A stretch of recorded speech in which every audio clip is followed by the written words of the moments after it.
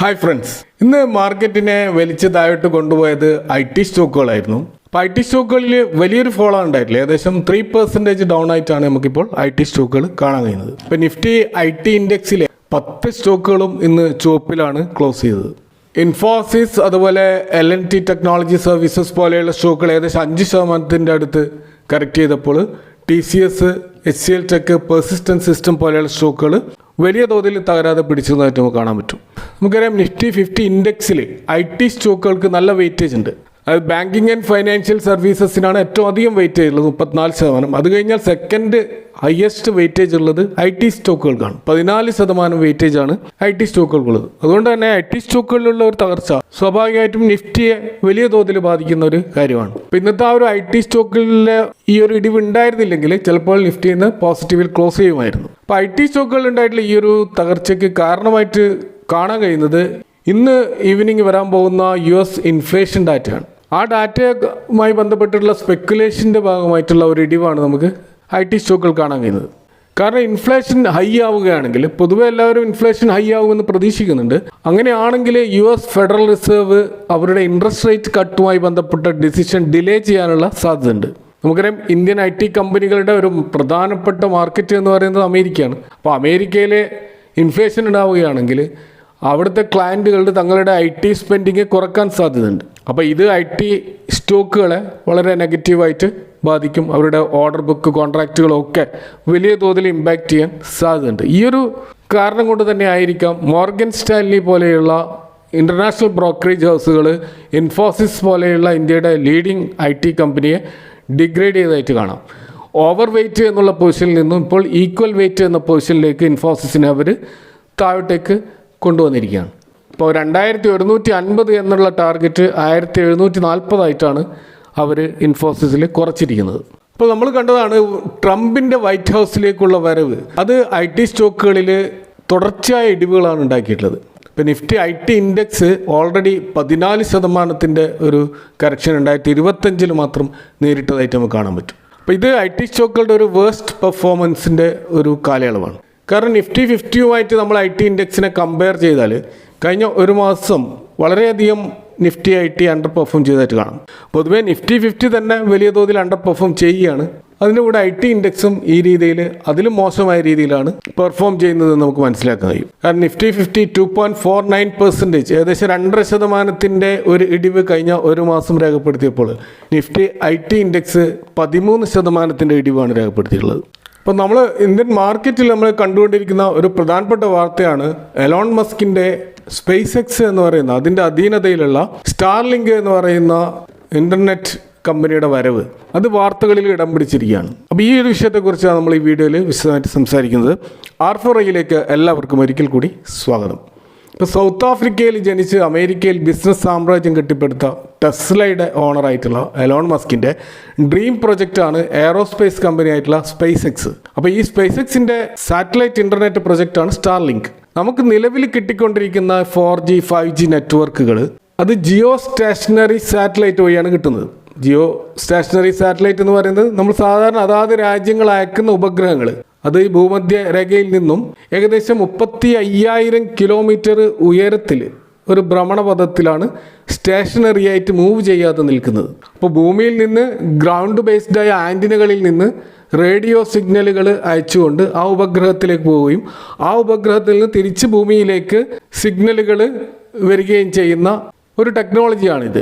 സാറ്റലൈറ്റിൽ നിന്ന് വരുന്ന ഈ സിഗ്നലുകൾ സ്വീകരിക്കുന്നത് ഗ്രൗണ്ട് ബേസ്ഡ് ആയിട്ടുള്ള ടവറുകൾ വഴിയാണ്. ഈ ടവറുകളാണ് ഈ സിഗ്നലുകൾ പിടിച്ചെടുത്ത് നമ്മുടെ മൊബൈലുകളിലേക്കും അതുപോലെ ടെലിവിഷൻ സെറ്റുകളിലുമൊക്കെ ഡിസ്ട്രിബ്യൂട്ട് ചെയ്യുന്നത്. അപ്പോൾ കാലാവസ്ഥാ നിരീക്ഷണം, അതുപോലെ ടെലിഫോൺ നെറ്റ്വർക്കുകൾ, റേഡിയോ ബ്രോഡ്കാസ്റ്റിംഗ്, ടെലിവിഷൻ ബ്രോഡ്കാസ്റ്റിംഗ്, അതുപോലെ ഇൻ്റർനെറ്റ്, മിലിറ്ററി ആപ്ലിക്കേഷൻസ്, ഇങ്ങനെ പല വിധത്തിലുള്ള ആപ്ലിക്കേഷൻസും ഈ ഒരു ഉപഗ്രഹം വഴി ഒരു രാജ്യങ്ങളും ഉപയോഗപ്പെടുത്തുന്നുണ്ട്. എന്നാൽ ഈ സ്റ്റാർലിങ്ക് ഇൻ്റർനെറ്റ് സർവീസുകൾ ലഭിക്കുന്നത് ഇത്തരം ഉപഗ്രഹങ്ങൾ വഴിയല്ല. അവിടെ ലോ എർത്ത് ഓർബിറ്റ് സാറ്റലൈറ്റ് വഴിയാണ് ഇത് വരുന്നത്. ഈ ലോ എർത്ത് ഓർബിറ്റ് സാറ്റലൈറ്റ് എന്ന് പറയുന്നത് നേരത്തെ നമ്മൾ സാധാരണ അയക്കുന്ന ഉപഗ്രഹങ്ങൾ 35,000 കിലോമീറ്റർ ഉയരത്തിലാണ് പോകുന്നതെങ്കിൽ ഇത് അത്ര ദൂരമൊന്നും പോകില്ല. 160 കിലോമീറ്റർ മുതൽ 2,000 കിലോമീറ്റർ മാത്രം ഉയരത്തിലാണ് ഇത് പ്ലേസ് ചെയ്യുന്നത്. അപ്പോൾ അതുകൊണ്ട് തന്നെ ഇത് വളരെ ചെലവ് കുറഞ്ഞ ഉപഗ്രഹങ്ങളാണ്. അപ്പോൾ ഇത് എളുപ്പത്തിൽ നമുക്ക് ഭ്രമണപഥത്തിലേക്ക് ലോഞ്ച് ചെയ്യാൻ പറ്റും. എന്നാൽ ഇതിൻ്റെ കവറേജ് ഏരിയ വളരെ ചെറുതായിരിക്കും. അതായത് ഓരോ രാജ്യങ്ങൾ അയക്കുന്ന ആ വലിയ ഉപഗ്രഹങ്ങൾ ഭൂമിയുടെ 1/3 കവർ ചെയ്യാൻ കഴിയുമെങ്കിൽ ഇതിന് അതിൻ്റെ വളരെ ചെറിയൊരു ശതമാനം മാത്രമേ കവർ ചെയ്യാൻ കഴിയുള്ളൂ. അതുകൊണ്ട് തന്നെ ഭൂമിയുടെ 1/3 ഈ സ്റ്റാർലിങ്കിനും അല്ലെങ്കിൽ ഈ ലോ എർത്ത് ഓർബിറ്റ് ഉപഗ്രഹങ്ങൾക്ക് കവർ ചെയ്യണമെങ്കിൽ ആയിരക്കണക്കിന് സാറ്റലൈറ്റ് വേണം. അപ്പോൾ ഇവിടെ ഈ സ്റ്റാർലിങ്ക് ചെയ്യുന്നത് എവിടെയൊക്കെയാണോ കവറേജ് ആവശ്യമുള്ളത് അവിടെയൊക്കെ ഈ ചെറിയ ചെറിയ സാറ്റലൈറ്റുകൾ ലോഞ്ച് ചെയ്യുകയാണ് ചെയ്യുക. കാരണം ഇത് വളരെ എളുപ്പവും ചിലവ് കുറഞ്ഞതുമായതുകൊണ്ട് ഒരു ചെറിയ കമ്പനിയെ സംബന്ധിച്ചിടത്തോളം ഇത് വളരെ എളുപ്പത്തിൽ ചെയ്യാൻ പറ്റുന്ന ഒരു കാര്യമാണ്. സ്റ്റാർലിങ്കിനെ സംബന്ധിച്ചിടത്തോളം ഗ്രൗണ്ട് ബേസ്ഡ് ടവറുകളോ മറ്റ് ഇൻഫ്രാസ്ട്രക്ചറുകളോ ആവശ്യമില്ലാത്തതിനാൽ നമുക്ക് സാധാരണ ഈ 4G 5G നെറ്റ്വർക്കുകൾ ലഭിക്കാത്ത സ്ഥലങ്ങളിൽ ഇൻ്റർനെറ്റ് ലഭ്യമാക്കാൻ ഈ ഒരു ലോ എർത്ത് ഓർബിറ്റ് സാറ്റലൈറ്റ് മുഖാന്തരം സാധിക്കും. അപ്പോൾ ഇങ്ങനെ ഈ സ്റ്റാർലിങ്ക് വഴി കിട്ടുന്ന ഈ ഒരു ഇൻ്റർനെറ്റ് കണക്ടിവിറ്റി നമുക്ക് കിട്ടണമെങ്കിൽ ഒരു ഡിഷും ഒരു മോഡവും മാത്രം മതി. ടവറുകളോ കേബിളുകളോ അങ്ങനെയുള്ള യാതൊരു ഇൻഫ്രാസ്ട്രക്ചർ ഫെസിലിറ്റിയും ആവശ്യമില്ല എന്നുള്ളതാണ് ഇതിൻ്റെ ഒരു സൗകര്യം. അപ്പോൾ ഇന്ത്യയെ പോലെ ഇൻ്റർനെറ്റ് കണക്ടിവിറ്റി വളരെ കുറഞ്ഞ റൂറൽ മേഖലയിൽ ഇന്ത്യൻ ടെലികോം കമ്പനികൾക്ക് ഇൻ്റർനെറ്റ് എത്തിക്കാൻ ഈ സ്റ്റാർലിങ്ക് വഴി കഴിയും. അപ്പോൾ ഈ സ്റ്റാർലിങ്കിന് ധാരാളം കോമ്പറ്റേറ്റർ ഗ്ലോബൽ ലെവലുണ്ട്. ഇപ്പോൾ വൺ വെബ് എന്ന് പറയുന്നത് സ്റ്റാർലിങ്ക് പോലെയുള്ള ഒരു കമ്പനിയാണ്.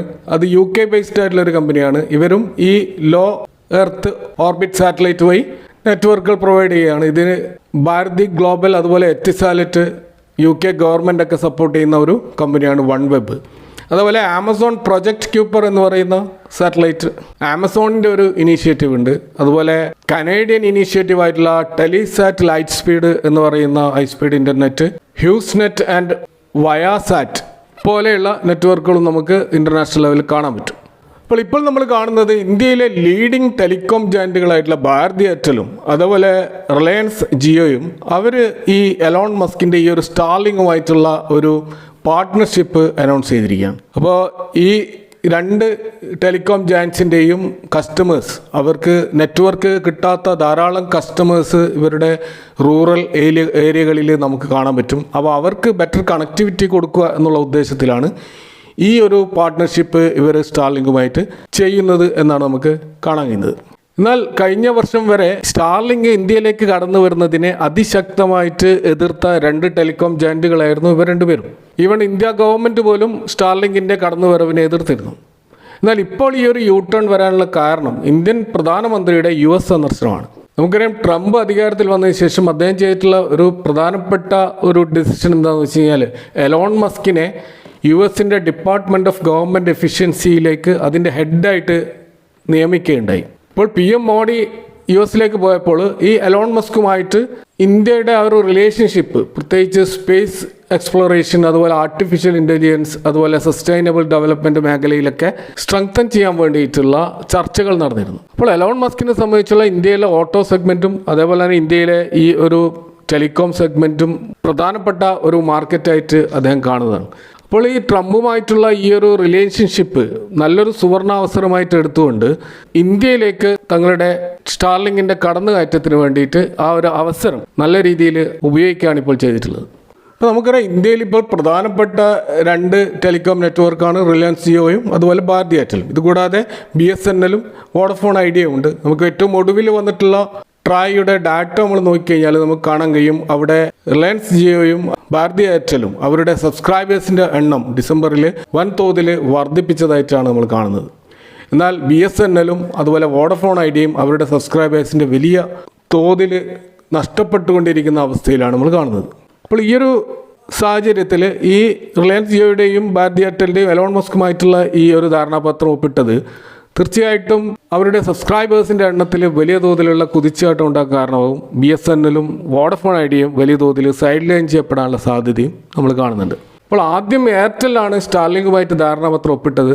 ആ സമയത്ത് ഭാരതി എയർടെലിൻ്റെ സ്റ്റോക്ക് ഒരു അപ്പർ ഹാൻഡ് നേടുകയും റിലയൻസ് ജിയോ താഴോട്ടേക്ക് പോകും എന്നും കരുതിയിരുന്നു. എന്നാൽ റിലയൻസും വിതിൻ നോ ടൈം അവരും സ്റ്റാർലിങ്ങുമായിട്ട് ഒരു അഗ്രിമെൻറ്റിലേക്ക് എത്തുകയും അവരുടെ ആ ഒരു മാർക്കറ്റ് ലീഡിംഗ് പൊസിഷൻ ഉറപ്പിക്കുകയും ചെയ്തിരിക്കുകയാണ്. നമുക്കറിയാം, റിലയൻസ് ഇൻഡസ്ട്രീസിൻ്റെ ഡിജിറ്റൽ സർവീസസ് സെഗ്മെൻറ്റിലാണ് നമ്മൾ ജിയോ കാണാൻ കഴിയുക.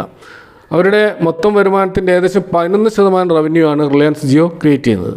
എന്നാൽ റിലയൻസ് ജിയോയുടെ ആ ഒരു വാല്യൂ അൺലോക്കിംഗ് നടക്കുന്നില്ല. കാരണം റിലയൻസ് എന്ന് പറയുന്നത് വലിയൊരു കോൺഗ്ലോമറേറ്റ് ആണ്. ഓയിൽ ടു കെമിക്കൽ ബിസിനസ്, തുടങ്ങി റീറ്റെയിൽ തുടങ്ങി പല മേഖലകളിലും അവരുടെ ബിസിനസ് വ്യാപിച്ചു കിടക്കുകയാണ്.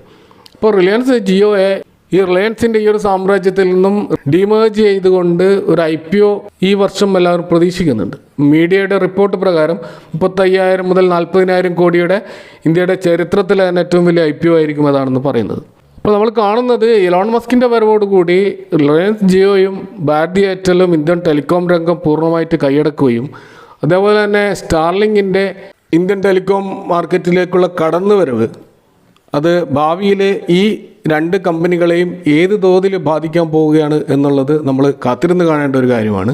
അപ്പോൾ ഈ വിഷയവുമായി ബന്ധപ്പെട്ടുള്ള നിങ്ങളുടെ അഭിപ്രായങ്ങളും കമൻറ്റുകളും അറിയിക്കുക. Thank for watching. See you next time with another video.